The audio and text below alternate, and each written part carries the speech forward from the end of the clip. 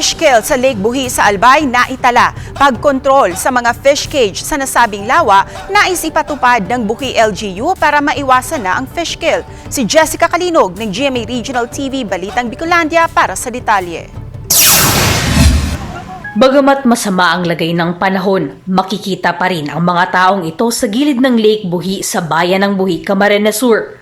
Nag-aabang ang mga ito sa pagdating ng mga bangka mula sa gitna ng lawa, karga ang mga tilapia na pwede pang mapakinabangan. Nobyembre 19 nang unang maitala ang fish kill sa lugar. Pagka makusog ang uran, sakul na maray ang rainwater, malipot yan na maray nag-aan yan, bababa. Nakukuha niya itong space naman sa aerarum, itong mainit na tubig sa aerarum, which is sa baba ang dissolved oxygen, itaas ito, napapalitan ka itong cold water na alis sa uran.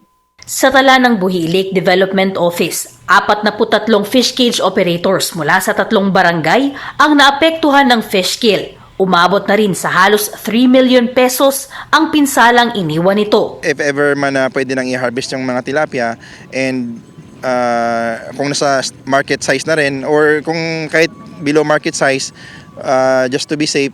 Dahil dito, ang dating mahigit 100 pesos kada kilo na bentahan ng mga tilapia sa lugar, bagsak presyo na ngayon sa 50 pesos per kilo. Nasa 10% lamang ng buong Buhi Lake ang inirerekomenda ng BFAR Bicol para sa fish cage operation. Pero mahigit pa raw dito ang nag-ooperate ngayon sa naturang lawa. Kaya ang LGU patuloy ang paghahanap ng iba pang solusyon para maiwasan ang overstocking ng tilapia sa Lake Buhi.